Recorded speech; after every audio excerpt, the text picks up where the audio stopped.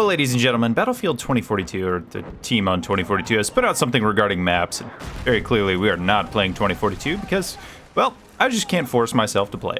Hello, teammate. How's it going? And since they wanted to talk about maps, I want to get feedback on maps, I thought, what game is better? Battlefield 1, talk about maps. So we're here on St. Quentin Scar, probably, honestly, one of my favorite maps in the game. It's just one of the most perfectly balanced, I should say, maps in BF1.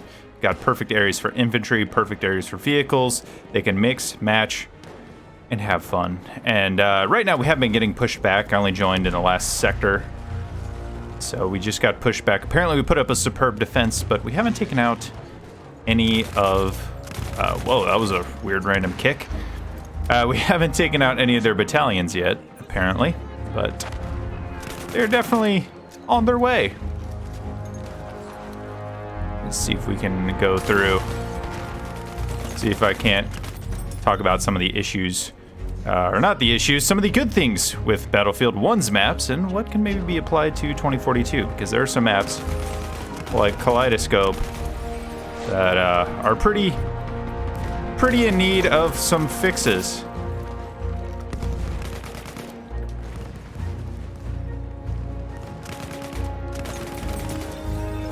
This guy just wouldn't die. Where's his friend in here? All right, we're safe. We're safe. We are safe. I mean, just look. We got the artillery piece right here. One of the coolest things that you can just pick up and grab. I mean, where is this in 2042? Where's stuff that I can just pick up, point at a building, and just boom? I mean, that is freaking cool. We need more of that. Cover. This area is open. You don't really want to get caught out here in a firefight. There are entire sections of map in 2042 that are like this. Point taken right here, but look, dodge right over to cover. Now I have a pathway over to the objective. I mean, there's just... These things are not present with a lot of 2042's maps, and if they want to rework some of them, I definitely think finding pathways for people, letting people get creative with how they interact with maps. Got me. But like I said, I mean, you move around there, I make a play, I come around. We happen to run into each other, I'm not expecting it, but there's a lot of creative ways to get around this map. My cat is in here just having a time. Let's see, now it looks like they're assaulting this house, so how are we gonna play this? They got a tank right there, it looks like. Think if I could stay over here, I could maybe be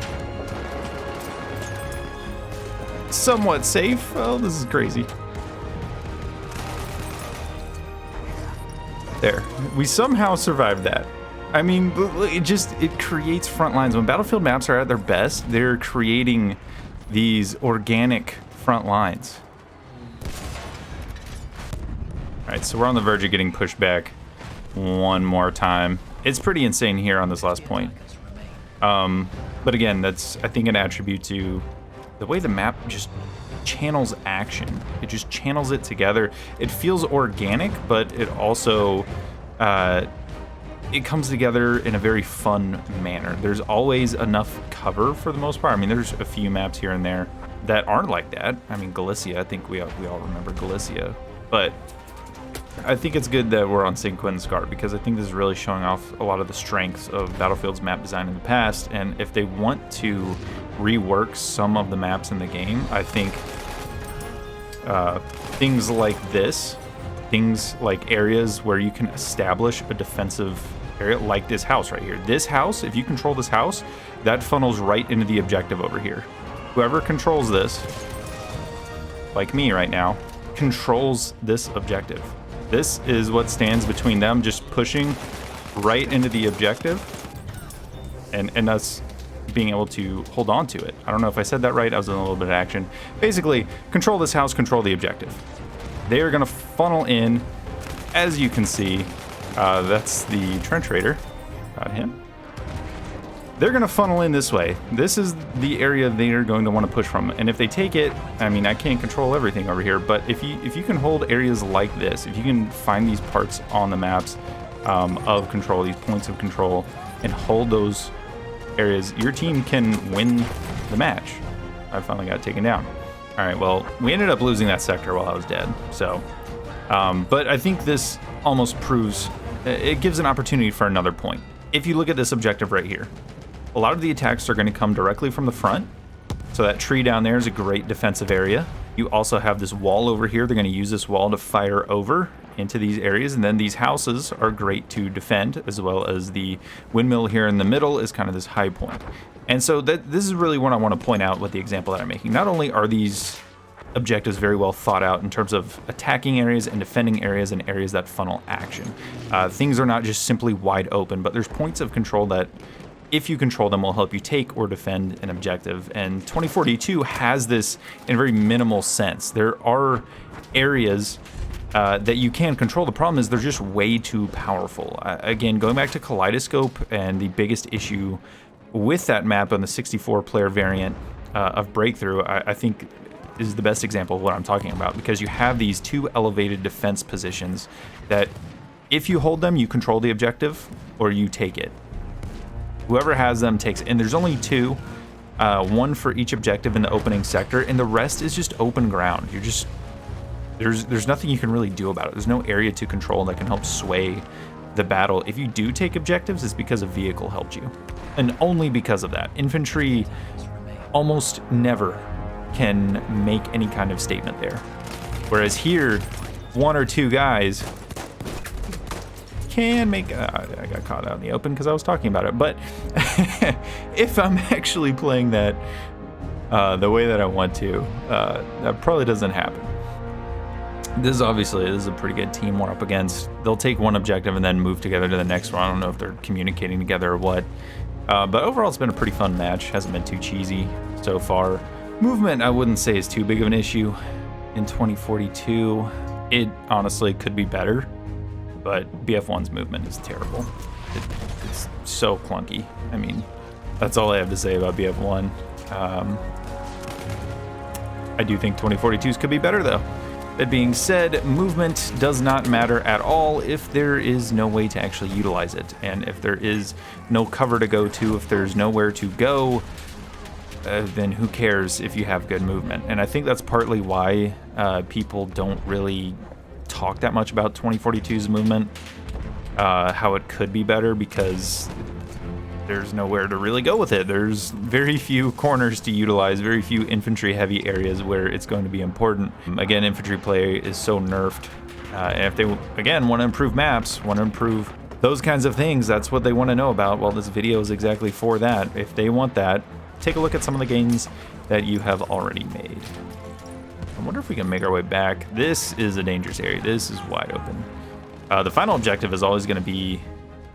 Did we win? We won. Holy shit. Okay, I was just about to say the final objective can be pretty tough sometimes to hold on to. All right, well, with an airship, I'm not so sure how long we're going to be holding on to these. Look at these God rays.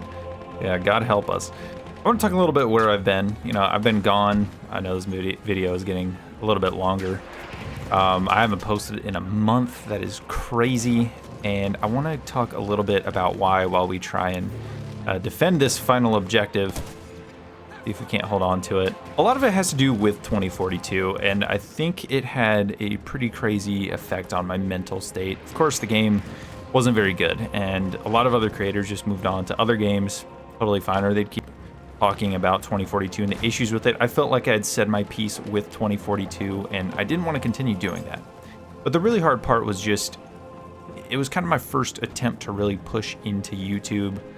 I did a lot of things to try and cover a lot of 2042 in hopes, of course, that it would hit, and then maybe that could really help with content creation and making that definitely a full-time thing, something I could really do to make a living. And unfortunately, that didn't happen.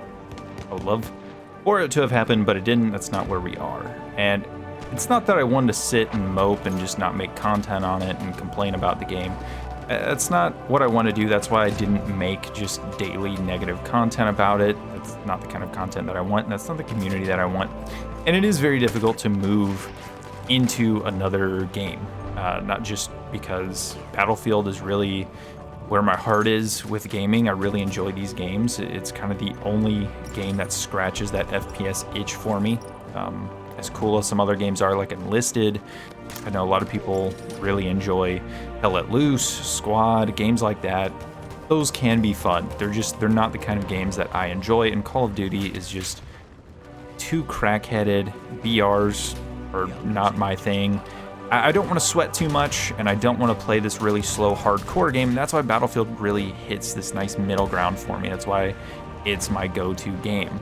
Of course, if you guys stuck around, you saw me streaming a lot of the old BF games daily to get ready for 2042, and they weren't scratching the itch the same way anymore. Of course, I'm back on BF1 here.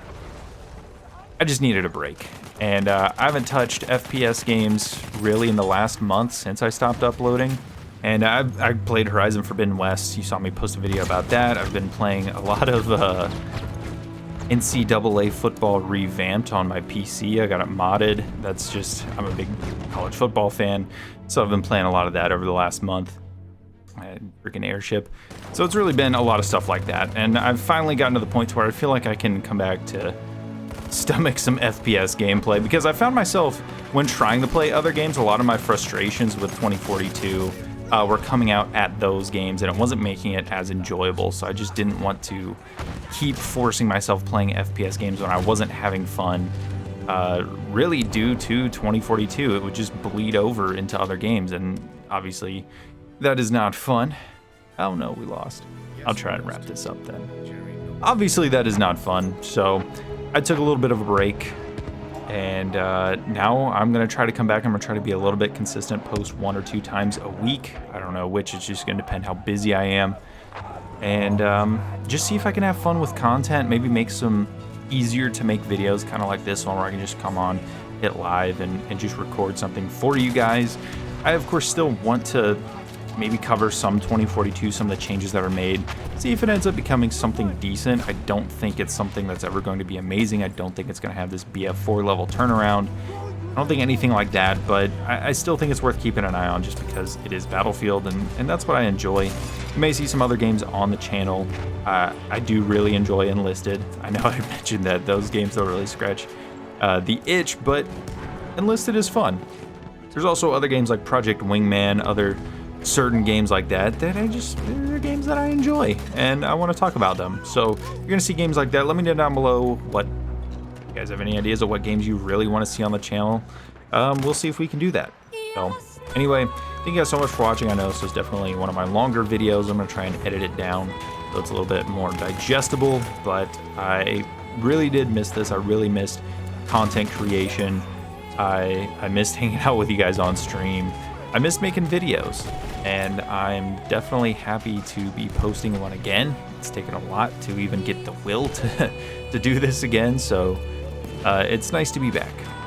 And yeah. Anyway, thank you guys so much for watching. Remember, if you enjoyed, leave a nice, thick, and juicy like. I'll see you guys in the next video.